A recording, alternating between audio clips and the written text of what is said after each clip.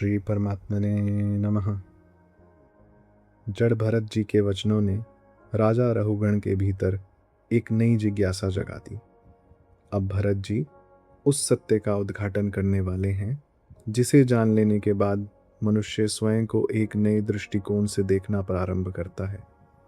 जिन बातों को हम जीवन भर अपनी पहचान मानते हैं, क्या वे वास्तव में हमारी पहचान है? आइए श्रद्धापूर्वक सुनते हैं परमहंस गीता का दूसरा अध्याय। जड़ भरत जी ने कहा, राजन, तुम अज्ञानी होने पर भी पंडितों के समान ऊपर ऊपर की तर्क वितर्क युक्त बात कह रहे हो, इसलिए श्रेष्ठ ज्ञानियों में तुम्हारी गणना नहीं हो सकती। तत्वज्ञानी पुरुष इस अविचार सिद्ध स्वामी सेवक आदि व्यवहार को तत्व विचार के समय सत्य रूप से स्वीकार नहीं करते।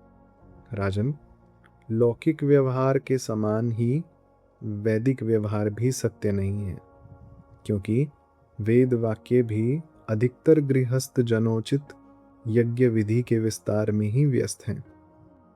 राग द्वेष आदि दोषों से रहित विशुद्ध तत्व ज्ञान की पूरी पूरी अभिव्यक्ति प्रायः उनमें भी नहीं हुई है। जिसे गृहस्थोचित यज्ञादि कर्मों से प्राप्त करने वाला स्वर्ग आदि सुख स्वप्न के समान हे नहीं जान पड़ता, उसे तत्व ज्ञान कराने में साक्षात उपनिषद वाक्य भी समर्थ नहीं है। जब तक मनुष्य का मन सत्व, रज अथवा तमोगुण के वशीभूत रहता है, तब तक वह बिना किसी अंकुश के उसकी ज्ञानेंद्रियां और कर्मेंद्रियों से शुभ अशुभ कर्म कराता रहता है। यह मन वासनामय, विषयासक्त, गुणों से प्रेरित, विकारी और भूत एवं इंद्रिय रूप 16 कलाओं में मुख्य है। यही भिन्न भिन्न नामों से देवता और मनुष्य आदि रूप धारण करके शरीर रूप उपाधियों के भेद से जीव की उत्तमता और अधमता का कारण होता है। यह मायामय मन संसार चक्र में छलने वाला है। यही अपनी देह के अभिमानी जीव से मिलकर उसे काल क्रम से प्राप्त हुए सुख दुख और इनसे व्यतिरिक्त मोह रूप अवश्यम भावी फलों की अभिव्यक्ति करता है। जब तक यह मन रहता है, तभी तक जागृत और स्वप्नावस्था का व्यवहार प्रकाशित होकर जीव का दृश्य बनता है। इसलिए पंडित जन मन को ही त्रिगुणमय, अधम, संसार का और गुणातीत परमोत्कृष्ट मोक्ष पद का कारण बताते हैं। विषयासक्त मन जीव को संसार संकट में डाल देता है। विषयहीन होने पर वही उसे शांतिमय मोक्ष पद प्राप्त करा देता है।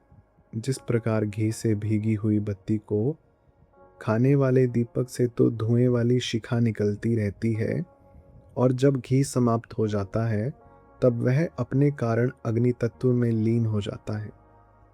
उसी प्रकार विषय और कर्मों से आसक्त हुआ मन तरह तरह की वृत्तियों का आश्रय लिए रहता है, और इनसे मुक्त होने पर वह अपने तत्व में लीन हो जाता है। वीरवर, 5 कर्मेंद्रियां, 5 ज्ञानेंद्रियां और 1 अहंकार, ये 11 मन की वृत्तियां हैं, तथा 5 प्रकार के कर्म, 5 तन्मात्र और 1 शरीर, ये 11 उनके आधारभूत विषय कहे जाते हैं। गंध, रूप, स्पर्श, रस और शब्द, ये 5 ज्ञानेंद्रियों के विषय हैं। मल त्याग, संभोग, गमन, भाषण और लेना देना आदि व्यापार, ये 5 कर्मेंद्रियों के विषय हैं, तथा शरीर को यह मेरा है इस प्रकार स्वीकार करना अहंकार का विषय है। कुछ लोग अहंकार को मन की 12वीं वृत्ति और उसके आश्रय शरीर को 12वां विषय मानते हैं।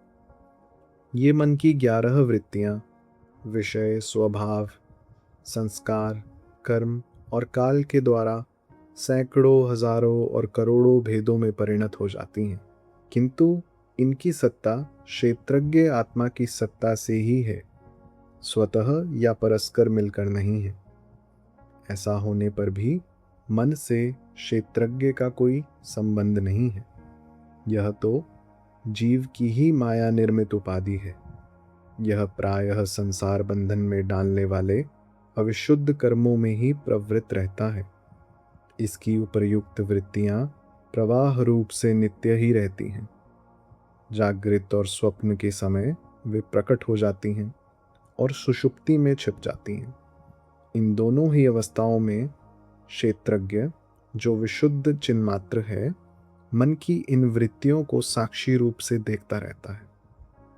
यह क्षेत्रज्ञ परमात्मा सर्वव्यापक, जगत का आदि कारण, परिपूर्ण, अपरोक्ष, स्वयं प्रकाश, अजन्मा, ब्रह्मादि का भी नियंता और अपने अधीन रहने वाली माया के द्वारा सबके अंतःकरणों में रहकर जीवों को प्रेरित करने वाला समस्त भूतों का आश्रय रूप भगवान वासुदेव है।